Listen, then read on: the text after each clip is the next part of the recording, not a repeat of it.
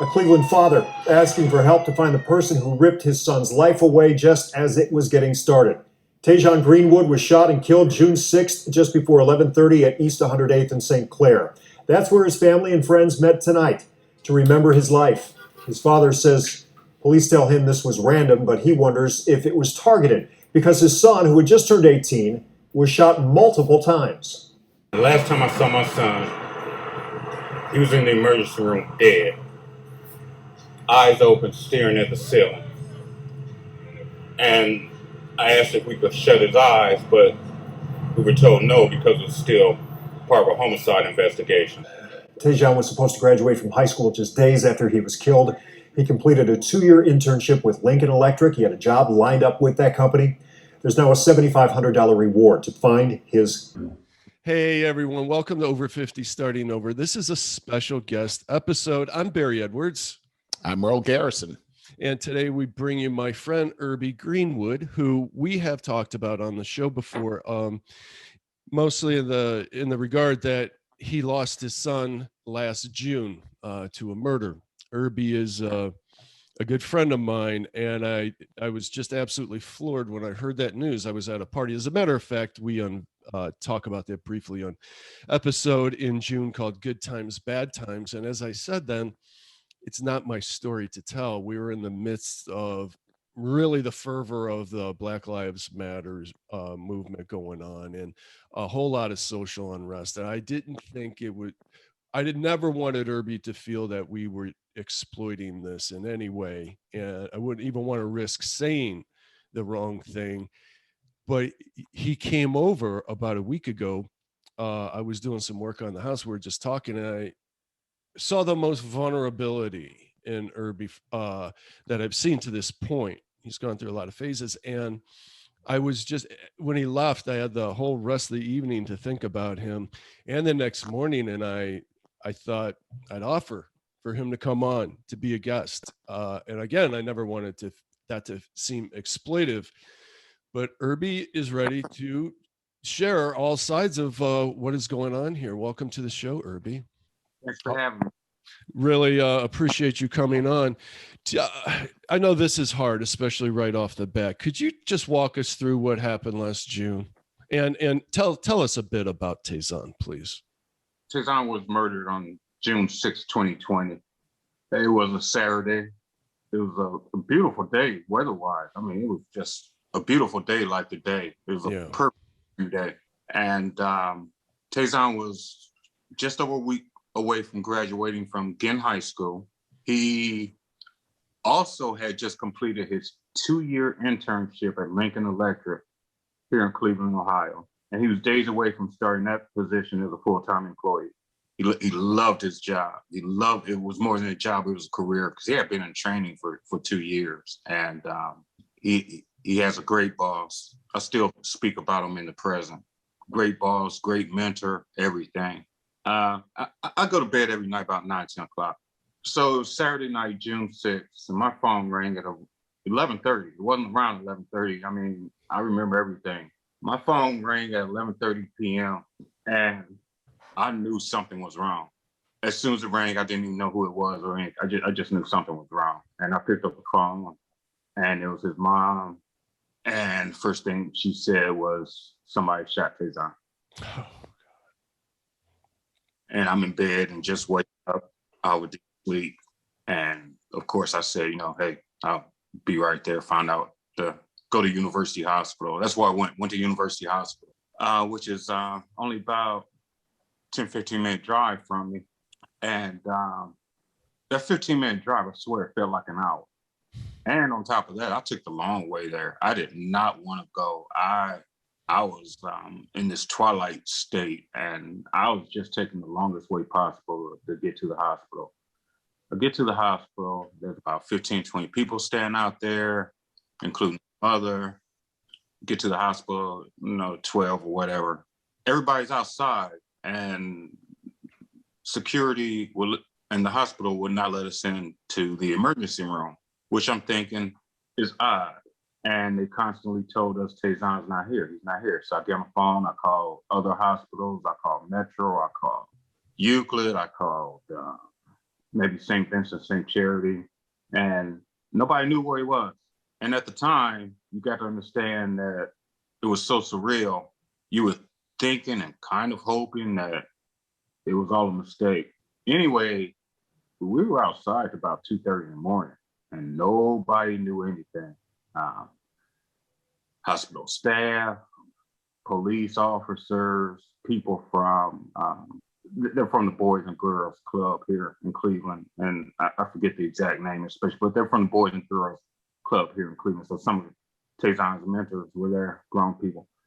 And about 2:30 in the morning, after being outside for 2.5 hours, they're not knowing anything, not knowing a thing, being told that he wasn't even there. They called me and his mother into the hospital, into the emergency room. We go into the emergency room, and you're thinking you're going to just a regular old emergency room, and you're going to see him, and he's going to be laid up or whatever. But we go through the emergency room, and they lead us to a small conference room, and they introduce us to Detective Raymond Diaz from Homicide. And it still doesn't register, Barry. Oh, sure. You sit down, you meet with this detective. He's very straightforward. He tells us what happens at a 30,000-foot level. He's like, Tazon was shot 4 times. He took one to the heart. He didn't survive. You still don't believe it, Barry and Merle. You still don't believe it. I don't think you believed it for about 2 weeks, to tell you the truth, Erby. You know, remember back then? You were in shock for a while, understandably. Yeah, those first 2 weeks, I was in shock. Actually, the first 4 months, shock, and I was numb to everything. So they take us into the emergency room to finally see him, and they pull the curtain back, and he's laying in the bed, in the emergency room in bed, and all the staff is just looking at us going through there, like we're going to his room. And I'm like, why are they looking at us? You know, all the nurses and everything at the station. And they pull the curtain back, and he's laying there. And his mom released the most horrifying scream I ever heard and ran out. Ran out there and I just stood there. I couldn't believe it. So last time I saw him, he was laying in the emergency room at University Hospital, wearing nothing but a pair of short pants, and his eyes were still open, and he was dead.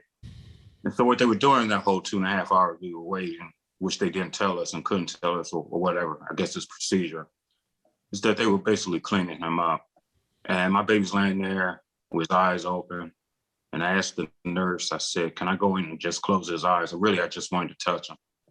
And she said, no, you can't close his eyes because it's still an ongoing investigation. And to put all of this into context, again, it was June 6th. So COVID had just started 2 months earlier. COVID was brand new, had just started 2 months earlier. I've been working from home since March 18th, 2020. So I had been working from home almost 2 months. The whole world was shut down. School has stopped, at least for him, because he was a senior. George Floyd had been murdered almost 2 weeks earlier.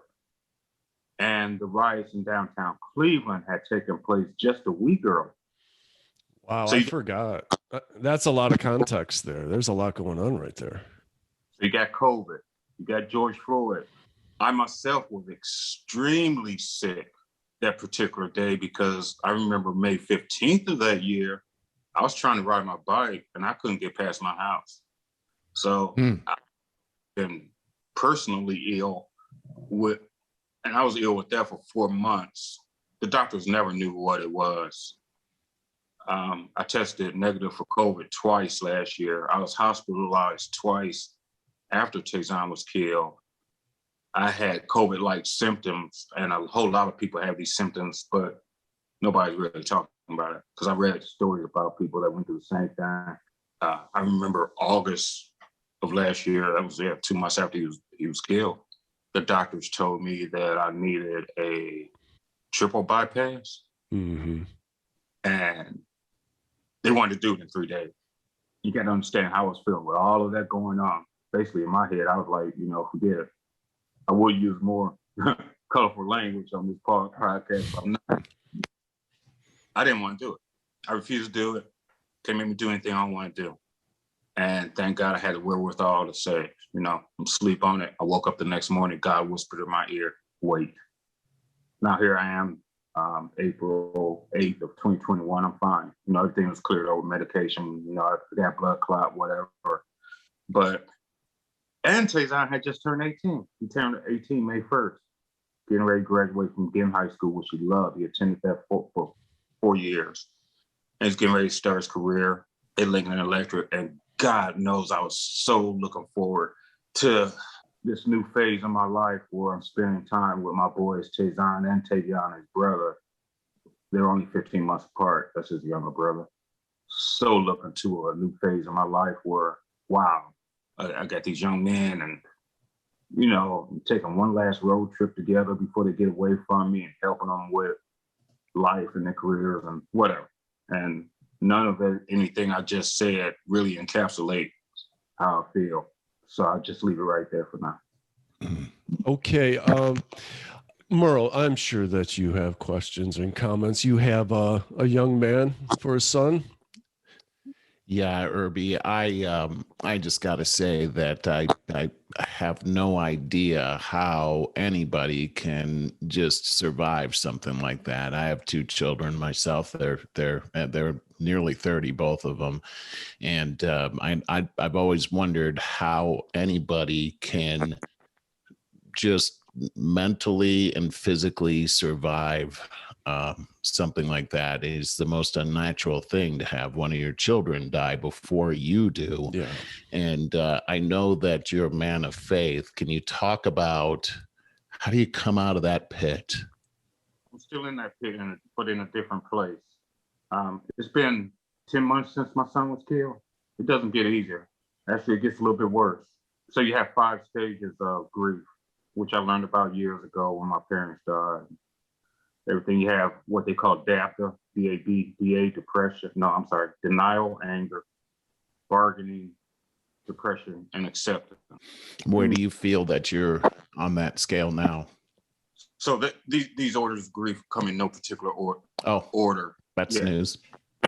They're not sequential. They go all over the place. But the depression finally started to set in within the past 3-4 weeks. Oh. So as far as faith, I'm not gonna lie. I think I've had this discussion with Barry. I know I've had it with a couple of people. My faith is not shaken, but my belief in heaven and hell is still there. But I just want to see my son again, and I'm really not sure if it works like that. That when you die, you see all of your loved ones. I'm just really. That I'm not mad at God. I'm mad at the person that did this, and I'm doing everything I can to find that person. But as far as my faith, I'm not sure if death really works like that anymore. Go ahead. I want to respond to that because I've been fascinated and curious about it my entire life, wondering about what happens when we die. And I watch every documentary I get my hands on near-death experiences. I've read books on it, and I've definitely come to the conclusion the similarities there. I don't care what culture it's from, what language they speak, what religion they are. The similarities are just striking, and it is always that loved ones come to greet us as we move to that other side through that light. I believe that, Erby. There's not a doubt in my mind that you're going to see your son again in the afterlife.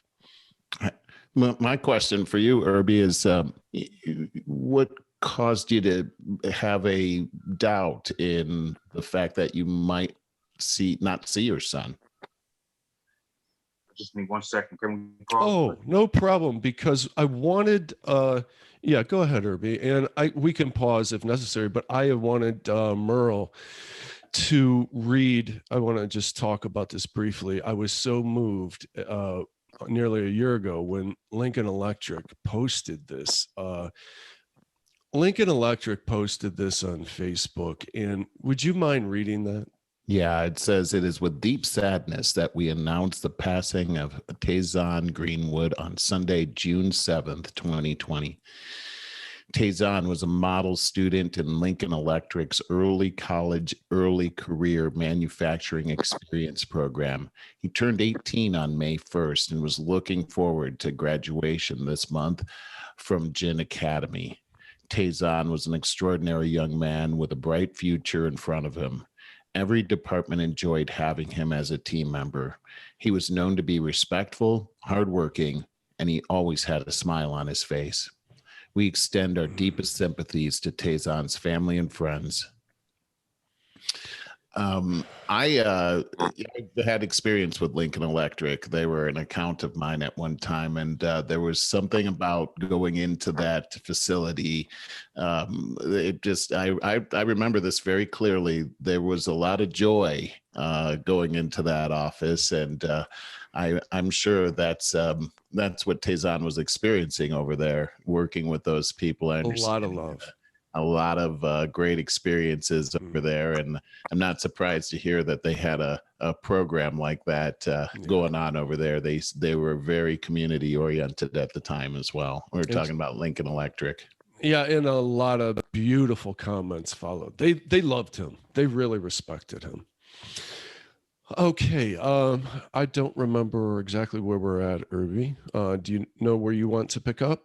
Go ahead and ask me what makes me believe that we'll see him again. It's just doubt and fear. I mean, that's the only thing I want. I'm not sure if it works like that, but of course, it's not for me to understand that, you know. I would like to say that ever since Tazan's been murdered, since he was killed. Now, I don't say that he died because he was killed. You know, I've been counseling since about a month after he was killed. I did 3-4 months counseling through the Cleveland Police Department, almost weekly, every other week maybe. But that helped me to get to where I am now because they had recommended me to an agency called the Cornerstone of Hope in Independence, Ohio. Mm-hmm. And they've been in business for about 20 years, and it's a faith-based organization. And God, they are great. So I've been in individual counseling since October, and believe and not like her, I would have switched counselors. I actually have a counseling session today. I go every 2 or 3 weeks. Tell me what it is in counseling that's made the biggest difference for you. To talk it out, to get it out of my system, because I felt better than anybody else. If I had not gone to counseling, and I didn't want to go. God knows I didn't want to go. Had I thought I know myself, I would have just crumbled into a fetal position in the corner and just stopped living. I could see that depression definitely creep up on you and take you over. I could totally see that. Merle said something, I think it was last week when we were talking about this. How did you say it? But, I was telling Merle that, as you told me, the group sessions, they were harder, much harder. But and they took you 2 days to get over a session, but they also seemed to be the most healing. And Merle said something like, how did you say it, Merle, about we're pack animals or something, and the ones that stray from the group are the ones that get picked off. So, we're social animals and we need to work it out. So you want to just tell me how group was more important to you, if I got that right? Yeah. So I was not able to get into group therapy until January of this year. And again, that's with the Cornerstone of Hope. I'm for 10-week sessions. So all the individual therapy I leading up to that really helped me to, and until I got to group, I started group therapy in January of this year. It's a 10-week session. 10 weeks isn't long, but in group therapy, those 10 weeks feel like 10 years. And the thing about group therapy is that we were in what they call the murder victims group, because they have different groups down there. And so there were 3 other participants. I was the only man and the only person that lost a child. And the one thing about group therapy, as bad as that is, and as hard as it is, in a strange way, it makes you feel like you're not alone. I won't go into those privacy issues and out of respect for the other members of the group, but they see this, they know what I'm talking about. And I think the one thing I've always told you, Barry, is that I appreciate the fact that somehow in a strange way, this could have been worse. My son could have survived, but been paralyzed or been a vegetable or someone I didn't recognize or he didn't recognize himself. And I thank God that would just hurt. I think that would just hurt me more than anything else. Agreed. And again, with the group therapy, you had touched on this earlier. Yeah, the first, it's about 4 sessions out of those 10 where your head feels like it's been banged against the concrete. Because these are 10-week sessions. They run every Thursday from 6 to 7:30. So you're in 10-week sessions for an hour and a half every week. And it's at least 3 or 4 of those sessions that are so tough. You come out of these sessions on a Thursday night at 7:30. You don't recover physically until sometime Saturday. I mean, your head is banging. One day, my back had just tightened up the whole entire day. And I was not the only member of this group that felt that. I mean, it's just physically exhausting. I can't even imagine what that must be like. It sounds like what you're saying is that this is helpful, though. It sounds very painful. How is it helpful for you? It was helpful and beneficial, and it is because as much as you hate it, and God, I hated it. Again, you realize that somebody else may have gone through something worse, and they did. It's all murder, but you look at the other 3 members, wow, that's bad, you know. Was it harder to, I can only imagine, but was it harder to talk about your own situation or hearing the other people's situation, or was it equal? Equal. It was equal. It was hard talking about my son. It had only been like 4 or 5 months since he was killed. It's hard listening to the other stories, not because they are a burden to you, but because other people had it worse. At least 2 members of my group, their members were killed across the country. So far away from Cleveland, like the one lady here lives here in Cleveland. Her brother was murdered in LA 6 years ago.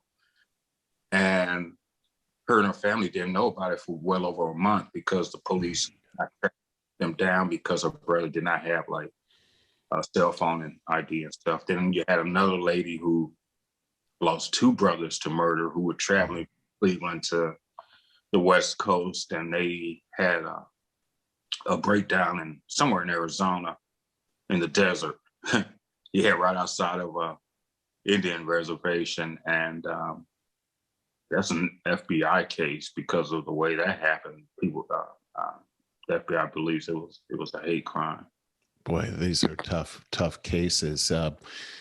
So with that being said, what would you say to this is happening? I mean, we see this happening in the news all the time. It seems to be ramping up. What type of advice would you give other people that find themselves in the same position? How can they heal? So you're right, Merle. We see it every day, and I think the murders are more frequent now than they were back during the 90s drug wars, crack wars.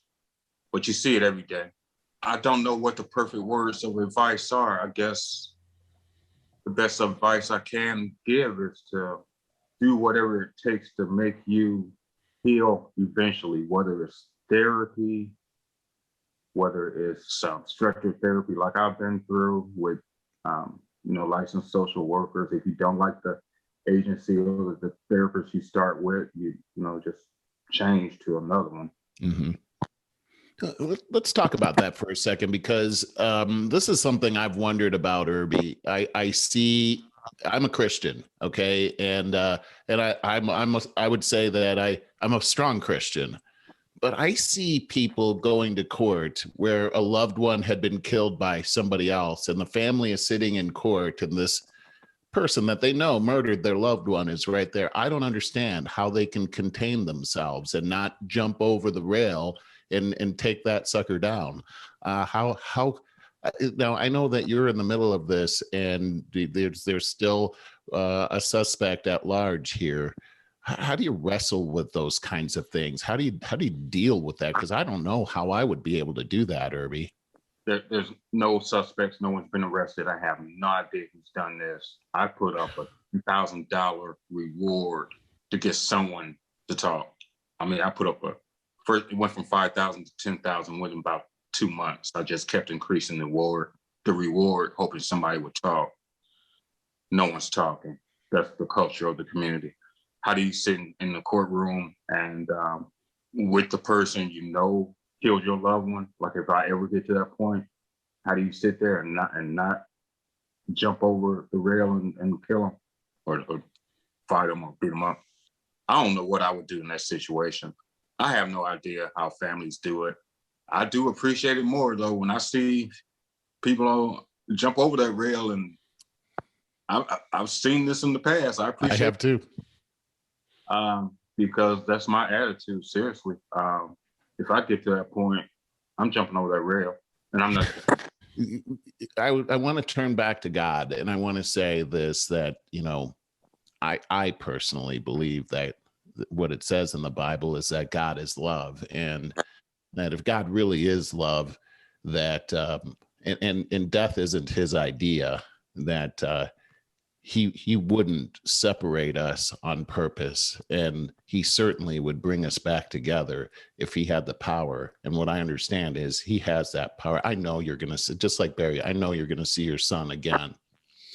But I wanted to ask you, that you mentioned in something that you said that God had told you to wait. And I wonder about this situation, what God is saying to you now.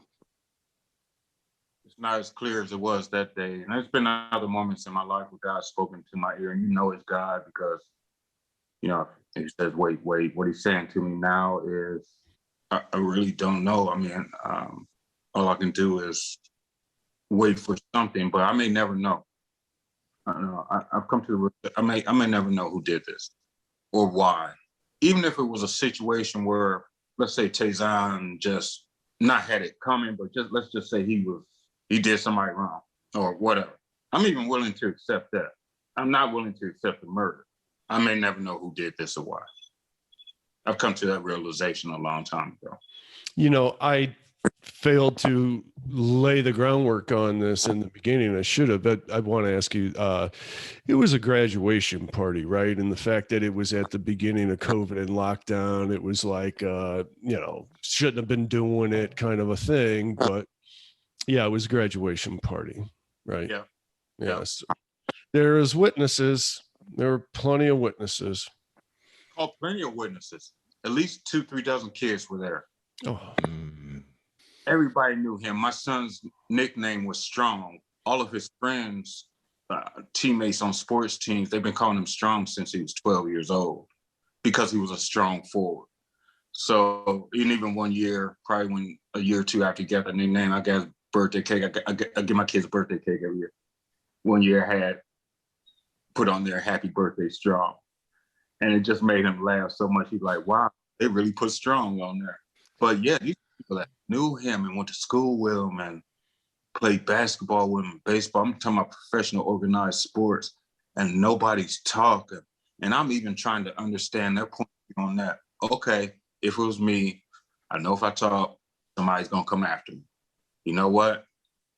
Me personally, I have put this on Facebook, and I don't know who I'm talking to, what I'm talking to, but I told them more at least once, if not twice, come and get me. Mm-hmm. I really don't care. And like I said, you may not even make it to the courtroom. And I'm not talking. But yeah, nobody is saying anything. And it has such a ripple effect on his friends and stuff. I mean, I just found out a couple months ago and just thought about them a couple months ago when Tazon's mother was telling me, hey, his best friend Jeremiah, 3 doors down, he doesn't come out anymore. And that was his best friend, but he was not at that party. And then his other friend is just not the same. I mean, it's just such a ripple effect. Erby, you know, this whole thing happened with your son, and you said it was June 6th last year, a couple of weeks after George Floyd. And as we know, during that time, we had all kinds of unrest, still have the unrest, but I remember it just seemed like the whole world was blowing up at that particular time.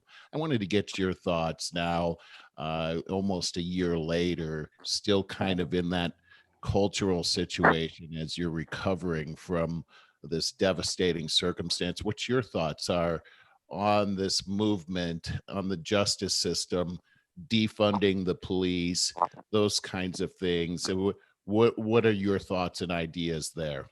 Well, let's talk about defunding the police. Me personally, for lack of a better word, I never supported it. First of all, I think the word defund is the wrong word to use. I think what the backers of that word mean really is to maybe reallocate funding from police weapons and current tactics to more social responsibilities of the police as far as de-escalating situations. So I never really supported defunding the police because that sounds like taking away money from the police departments to solve crimes and to catch criminals. On that note, real quick, 2 months after Tazan was murdered, we held a vigil. I posted that visual to YouTube, and News Channel 5 was there to cover that visual, and they did great coverage. And within a week of posting that video, I had like 10,000 hits, which is great because I'm really looking for exposure to get my son's name out there. But there were 2 thumbs down, which really didn't, I didn't care one way or another. But one jackass who was white commented that, maybe I should get, Al Sharpton to come to town. Maybe I shouldn't call for defunding the police. I never called for that in that video or anywhere else. So number one, you got this predetermined idea, people in the community that just because I'm Black and the victim of murder, someone who was murdered, that I'm automatically saying defund the police and I support Black lives and this, that, and other thing. And that doesn't mean I do or don't, because I never mentioned that in that video.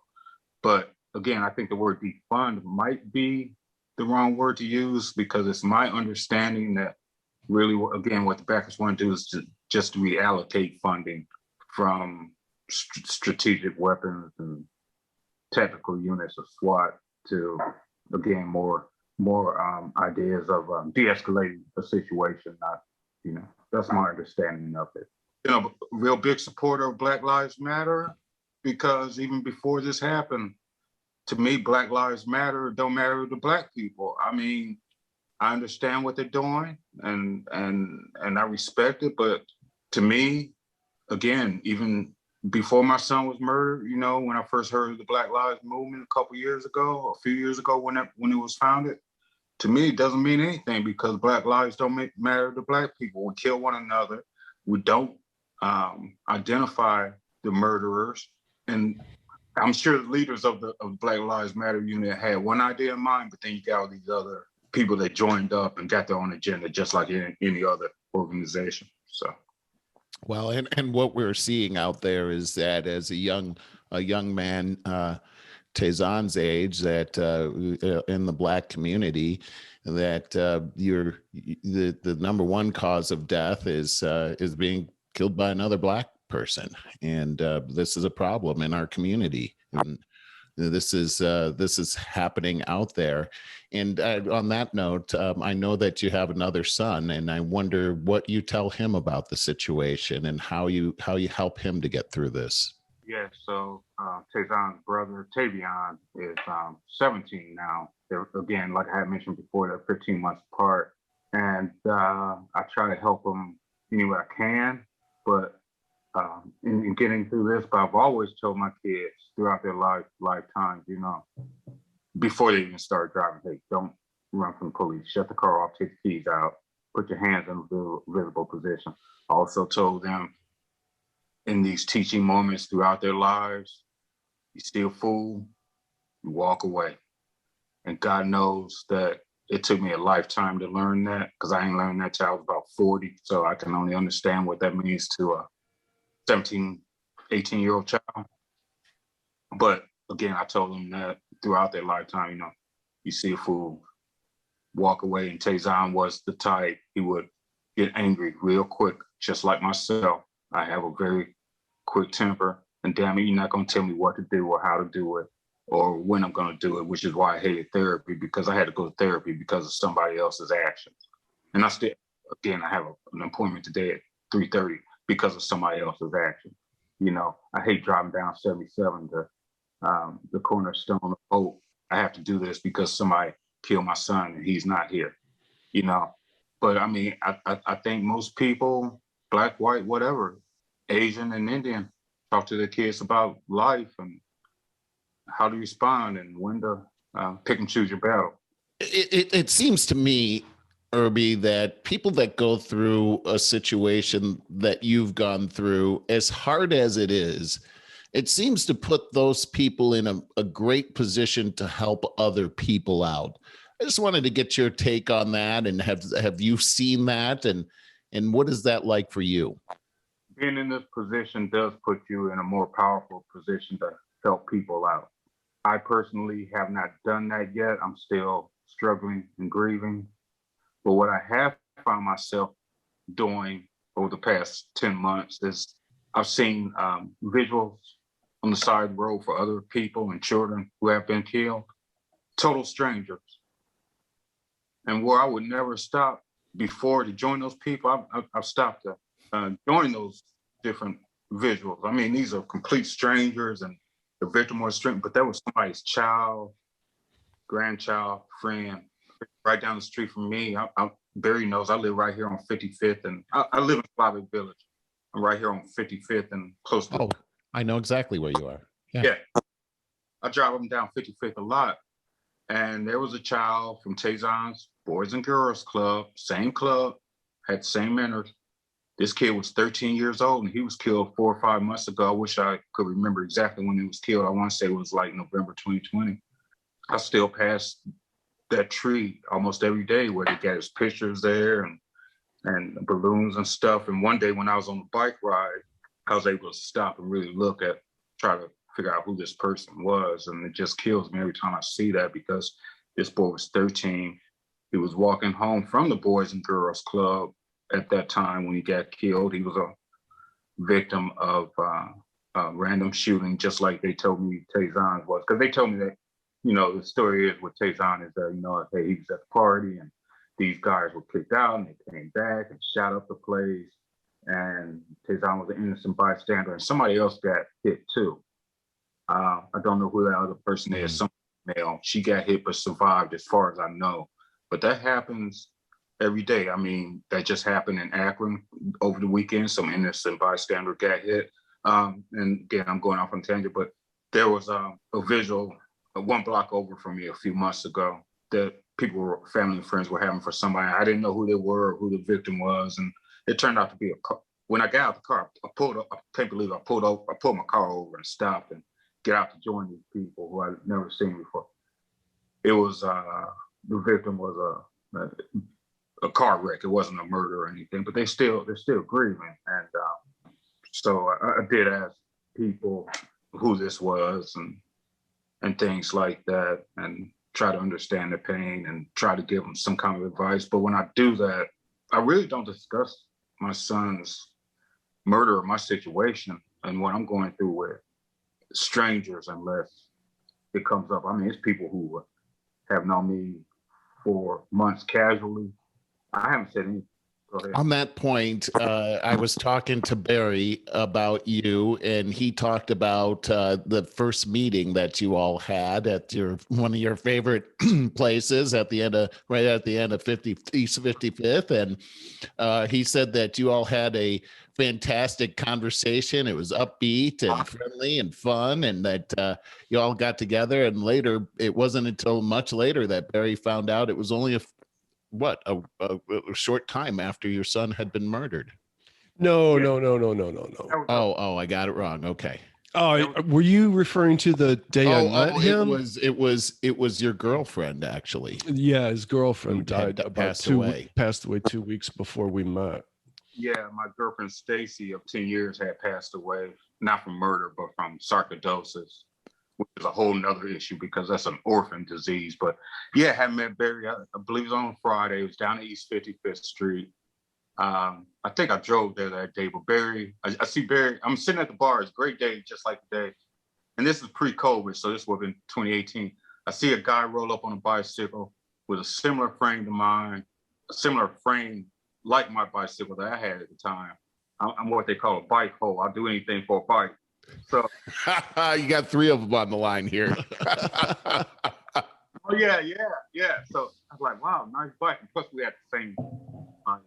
And we had a great discussion. We probably sat there for a couple of hours, and it was like only, it was actually a month removed from losing Stacy, which I was more prepared for, maybe because she had suffered for so many years from the sarcoidosis. But again, back then, even now, I just don't want to be that guy to come up and introduce myself, say, hey, my name is Erby Greenwood. Hey, my son just got murdered, or my girlfriend just died. Who wants to hear that? And it's hard for me to even go through it. But we sat there, we had a great conversation, and laughed, joked, and talked. It's been, God, 3 years now. And but yeah, I had never told Barry about Stacy until he put it together long after we met. Months later. Yeah, and I was like, yeah, she's gone. She just died, But I wanted to go back a little bit to your son. And today in the news, we're hearing a lot about gun control. And in fact, just recently, we're hearing about some executive orders regarding gun control. And of course, we all want to be able to prevent something like what happened to your son from happening. I don't know if you're following what they're saying about some of these rules, but if you are, my question is, do you believe that if these things had been enacted before, would that have prevented this from happening? So I've been following the new discussion on gun control. And I know President Biden is trying to sign executive orders on gun control, especially to prevent what he's calling these ghost guns from being manufactured. That's where people order pieces and parts of a gun and get it sent to it. And then they assemble it. So it's really, and they're not regulated. So it's really not a gun until it's manufactured, just like a car is not a car until all the parts come together. If this were signed and had this been in place a year ago, it still would not have prevented my son's death, because the truth of the matter is you have guns out here on the street, on the black market, in the ghetto or in the jungle, as some people like to refer to it as where I live. You'll never be able to control somebody with 3-4 rifles, pistols, handguns hiding under that top. You'll never be able to control the black market on guns. It may help and prevent somebody else's death, people who get guns legally, because we've seen a lot of mass shootings where people have gotten guns legally, like that kid Kyle Rittenhouse out there, Indiana or Kansas or wherever he was about a year or two ago. About a year ago, where he shot and killed those people. He got guns legally. So it may prevent stuff like that, but it's not going to prevent anything from how things are handled. What do you think? And I just think this is an interesting question for somebody that has gone through what you've gone through. But what do you think it's going to take to heal the community from this blight that's happened that is causing such pain and sorrow? It is going to take a generation of change to change that. You got to change the whole mindset of the way people think before they go and take a life. And that's probably going to take a whole generation to achieve that. Let's say we started today from scratch and you started teaching kids about guns and pre-K in kindergarten and going through anybody that's in 12th grade now. It's really going to take a generation change to change that thought of, hey, I can go out here, shoot somebody and get away with it. You're not going to change it overnight. It's kind of a generational curse in some families and some people, white and black, rich and poor, but nothing's going to change it today. Honestly, you can say all the positive stuff you want to say about. Let me give you an example. I've been so filled with rage and outrage and the thought of revenge since June 6th of last year that one day I had to go out. I had to go out and buy a copy of the 10 Commandments and put it on my wall because I could not remember where it says in the 10 Commandments, thou shalt not kill. And I thought it was like in one of the first 3. No, it's actually number 5, that thou should not kill. And I had to hang that up to remind myself, if I do what I want to do, you're breaking one of the 10 commandments, which is more powerful than any law written by man. So, I mean, sometimes you just got to go back to basics. And I was born and raised and attended, Catholic school my whole life, from kindergarten through 12th grade. And I'm 52 now. And yeah, I could not remember where it was in the 10 commandments that it said thou should not kill. But I think that's a start. I mean, something as simple as that, where it can kind of help me. Yeah, yeah. I guess from what I'm hearing is really opening your eyes up to the ways of God and letting that sink into your heart. It really communal, washing in that way over a generation. What I'm understanding you say is that can introduce change into the community. And I wanted to take that another step forward and say, and ask you, you talked about your group. Your story is extremely powerful, Erby, and I'm wondering if you've thought about you and your group and the stories that you've heard and elevating those stories to the public so that they can hear it, much like you're doing on this show, and letting the community see what that does to people's lives. And do you believe that can inspire change? Again, only 10 months after this accident, it's a little soon for me to be a quote unquote activist. I wish I could. I wish I could go outside right now, the public square in downtown Cleveland, and make this statement and tell everybody my how this affects you. Because you can get these 30 to 45-second news clips when someone's murdered, and then life goes on. Well, I'm trying to get to that point to, slowly but surely, including with this podcast, to do it in the right venues and at the right place and at the right time, to let people know, hey, after you see this story on the news, there's a ripple effect. And you hurt a lot of people badly and deeply, and it takes forever to recover. In the group that I was in, 3 out of 4 of us had lost somebody to murder within the past year. There was only one member who had lost someone to murder 6 years ago. And the best advice she gave us, which I know is true, is that it does not get any better. And again, I know that because month 10 is worse than month 1. Wow. And I know I know I can't just go out now and change everything, but if I can, and hopefully my words will help somebody, at least one person, throughout my lifetime, whenever I do events like this, that will be a big help. I also would like to say real quick, and when something like this first happens, the wolves come out of the woodwork. These so-called journalists in the community come out of the woodwork, and you do interviews with them and this, that, and other thing, because you're in shock. You really don't know what's going on. Well, I had 2 of them come after me and my family, and we got suckered into that.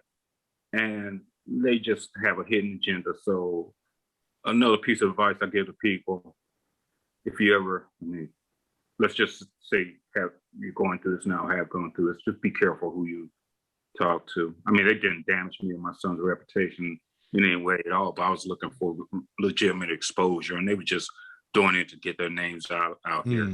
Look, community rags, and they promised the world and to me and his mom. And then, you read these stories, it's like, I could have done more. And I have done more since then, as far as putting together a real paper trail of what has happened to my son. I have started to use, because of the new year, finishing group therapy, I'm finally thinking clearly again.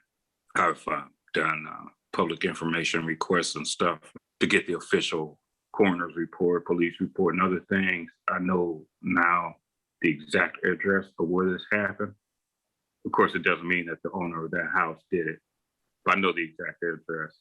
And also just got the autopsy report about a week ago. I did not read it because I had ordered it 2 months ago. And I did not read it because one lady in my group, one of the members in my group, I had mentioned that, I had ordered this autopsy report. And the best advice she gave me was to don't read it by yourself. So I have not read it. The only thing I did read was the one line to find out, okay, he was shot 3 times, not 4, and exactly where he was shot at. But Wow. you know, be aware of these people coming out of the woodwork to make a name for themselves. And I'm not talking about the local media, you know. I'm talking about, again, these so-called community activists and journalists stuff. The one person I would like to give gratitude to is Art McCoy. He put together the visual that we held for Tazan 2 months after he was killed that allowed me to get the attention of Newsnet 5 and to post a video that I posted to YouTube. So thank you very much, Mr. McCoy. I'll never forget that. Thank you very much for a lot of good advice right there, Erby. Couldn't be more sorry for the situation for you and your family and the lack of justice that you're feeling at this point. I'm going to say too that, and Erby and I talked about this last week, that, you know, he's got Tazan's birthday coming up in about 3 weeks. Then the next month, he has the anniversary of the murder. I think you have your hardest times in this very near future here ahead of you. So with that, again, if there's anything that we can do, anybody wants to write in, get us at mail@over50startingover.com, and I will forward anything that you got to Erby. And I wanted to say one thing just in closing here, Erby. I want to thank you for sharing your heart with us. I know that this can't be easy. And, you know, as a brother in the Lord, I just wanted, there's a scripture that comes to mind that says that God will wipe away every tear. And that's our God. That's what he does. And I know that that comfort is on its way. And I already believe that your son is in ultimate comfort right now.